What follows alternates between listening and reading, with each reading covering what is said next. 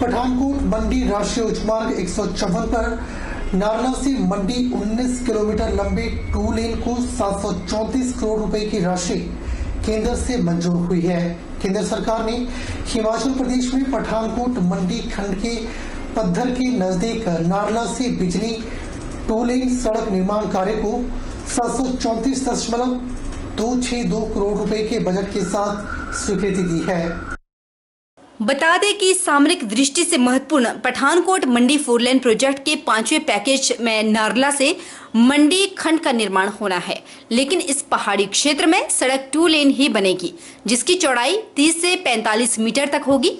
इस खंड में अभी सड़क की लंबाई 23 किलोमीटर है, लेकिन 2 लेन निर्माण के बाद यह 19 किलोमीटर रह जाएगी। इस खंड में कुल 24 नए पुल तैयार होने हैं, जिसमें 5 बड़े पुल होंगे।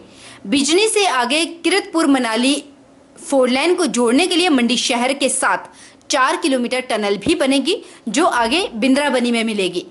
खास बात इसमें यह है कि इस सड़क में बाजारों को बचाने का पूरा प्रयास किया गया है। साथ ही निर्माण में कम से कम पेड़ लगे ऐसी योजनाएं भी बनाई गई है।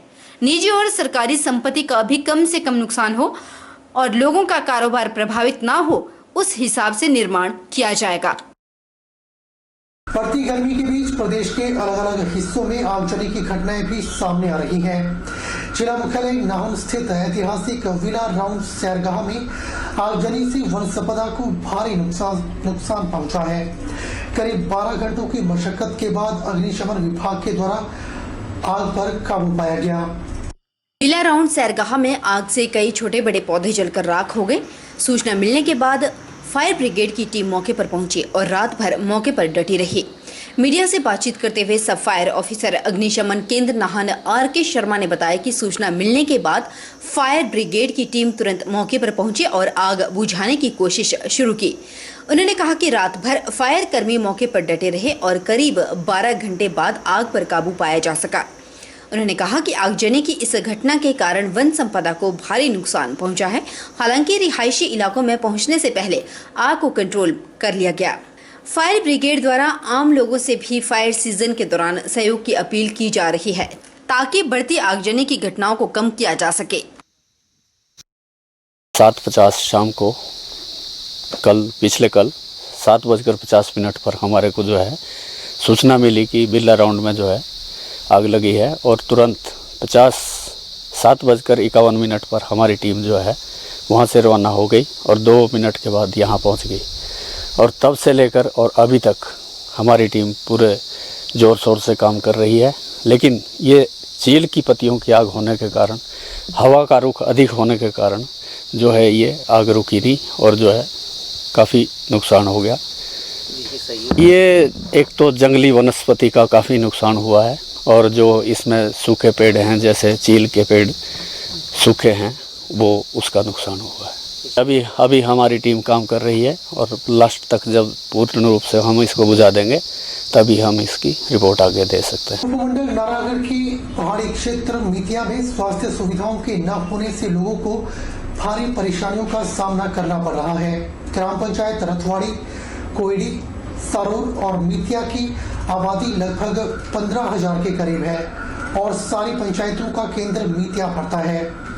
गांव के ग्रामीणों का कहना है कि मितिया में सन 1950 से एक आयुर्वेदिक भवन बना हुआ है, परंतु यह भवन बिल्कुल जर्जर हालत में है। डिस्पेंसरी का एक हिस्सा तो असुरक्षित घोषित किया जा चुका है और इसको गिरने का प्रस्ताव विभाग को भेजा जा चुका है।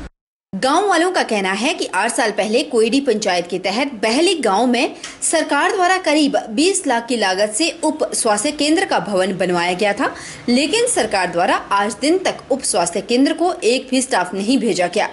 इस भवन की हालत भी जर्जर हो चुकी है। ग्रामीणों का कहना है कि उप स्वास्थ्य केंद्र में स्वास्थ्य कर्मी महीने में एक बार टीकाकरण के लिए आते हैं। गाँव वासियों का कहना है कि उनके द्वारा कई बार प्रदेश सरकार से उप स्वास्थ्य केंद्र में स्टाफ के लिए पत्राचार भी किया जा चुका है, जिसमें यह मांग रखी गई कि मितिया में 5 बिस्तर वाला हॉस्पिटल बनाया जाए, क्योंकि पूरे क्षेत्र में कहीं भी आपातकालीन स्वास्थ्य सुविधा उपलब्ध नहीं है।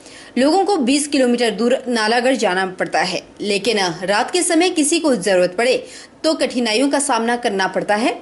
कई बार एम्बुलेंस भी समय पर नहीं पहुंच पाती और बस की सुविधा भी समय समय पर है, जिसकी वजह से गर्भवती महिलाओं को ले जाने में दिक्कतों का सामना करना पड़ता है।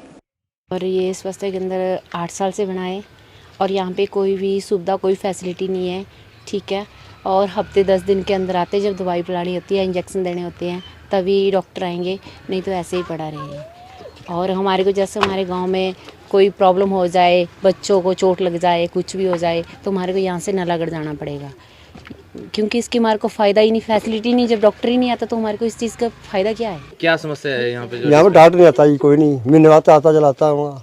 8-9 साल हो गई, कहते आएगा यहाँ पर कोई नहीं आता। गाँव वासियों ने चेतावनी देते हुए कहा कि उन्हें 5 बिस्तर वाला हॉस्पिटल खोला जाए और रात्रि के समय आपातकालीन स्थिति में एक डॉक्टर उपलब्ध किया जाए, ताकि कोई इमरजेंसी होने पर मरीज का इलाज किया जा सके। अन्यथा सभी गाँववासी इस बार विधानसभा चुनावों का बहिष्कार करेंगे। बहुत मुश्किलें आती है जी, अगर हम उसको 108 या 102 को करते हैं ना जी फ़ोन, तो कई बार वो और जगह गई होती है और फिर वो 1-2 घंटा नहीं आई तो हमारे को फिर बड़ा मुश्किल हो जाता है पेशेंट को पहुँचाना वहाँ। तो इसलिए बहुत ज़रूरी है कि यहाँ ये 5 बेड या 10 बेड जैसे भी है, सरकार इसका वो करे। कदम यही है जी, फिर तो मतलब इलेक्शन बाईकाट ही करेंगे और क्या करेंगे। कांग्रेस को भी हमने वोटें डाल दी, बीजेपी को भी डाल दी, तो जब कोई भी कर नहीं रहा तो फिर इलेक्शन का बाईकाट होगा और क्या होगा। सुंदरनगर की कांगो में राज्यसभा सांसद इंदु गोस्वामी का जोरदार स्वागत किया गया। इस मौके पर विधायक राकेश जम्वाल भी मौजूद रहे। उन्होंने यहां 12 लाख रुपए से बनने वाले पटवार भवन का शिलान्यास किया। इस मौके पर महिला मंडल कांगो की महिलाओं ने सांसद का स्वागत किया। सांसद ने इस मौके पर कहा कि मुझे 3 महीने के लिए सुंदरनगर विधानसभा क्षेत्र की जिम्मेदारी दी गई है, इसीलिए मैं यहां पार्टी के कार्यक्रम और सरकार के द्वारा चलाई जा रही लोकप्रिय योजनाओं को बूथ स्तर तक ले जाना है और हर कार्यकर्ता से मिलना है, उनकी समस्याओं को सुनने और उन्हें सरकार तक पहुंचाना है। मुद्दों से आपकी समस्या का हल होगा, ऐसा मुझे लगता है। जैसे राकेश जी ने बताया कि मुझे यहाँ एज ए राज्यसभा सांसद के रूप में, क्योंकि बहुत दुर्भाग्यपूर्ण स्थिति थी कि हमारे सांसद रामस्वरूप जी की मृत्यु हो गई थी और उसके बाद जब चुनाव हुए तो यहाँ से कांग्रेस की एमपी लोकसभा में चुन के गई। तो उस नाते मुझे पार्टी ने, क्योंकि भारतीय जनता पार्टी की सरकार सत्ता में है, तो यहाँ हम सांसद नहीं है पार्टी के, तो उस नाते मुझे 3-4 महीने के लिए यहाँ काम करने की जिम्मेदारी दी है। सभी बूथों में भी जाऊंगी और कार्यकर्ताओं से भी मिलूंगी इसमें पर जहाँ भी यहाँ के सम्माननीय विधायक और अन्य पूरे मंडी क्षेत्र में जहाँ भी विधायक मुझे जिस समस्या का हल करने के लिए कोशिश करूंगी, अगर मेरे अधिकार क्षेत्र में आती है उसको पूरा करने की पूरी कोशिश करूंगी। मैं हैरान हो रही थी कि जिस कांगू में आज मैंने पटवार भवन का उद्घाटन किया, नींव रखी, शिलान्यास किया, उसके लिए सबसे पहले तो कांगू वासियों का विशेष रूप से बधाई और राकेश जी और उनकी पूरी टीम और यहाँ के प्रशासनिक अधिकारियों का भी धन्यवाद कि उन्होंने मुझे ये सौभाग्य दिया आज की मेरे कर कमलों से इसका शिलान्यास भी आपकी शुरू हो रही है। उसके बाद जिम, जो आजकल के युवाओं की बहुत बड़ी मांग होती है, 3-4 पंचायतें जो साथ लगती हैं उन हर पंचायत में जिम को खोल देना, कम्युनिटी हॉल के अंदर खोल देना या कहीं आसपास जिम की व्यवस्था कर देना, बहुत बड़ा एक सम्मान जनता के लिए होता है। आज की इस में फिलहाल इतना ही। मुझे दीजिए इजाजत और आप बने रहिए HP 24/7 के साथ। नमस्कार।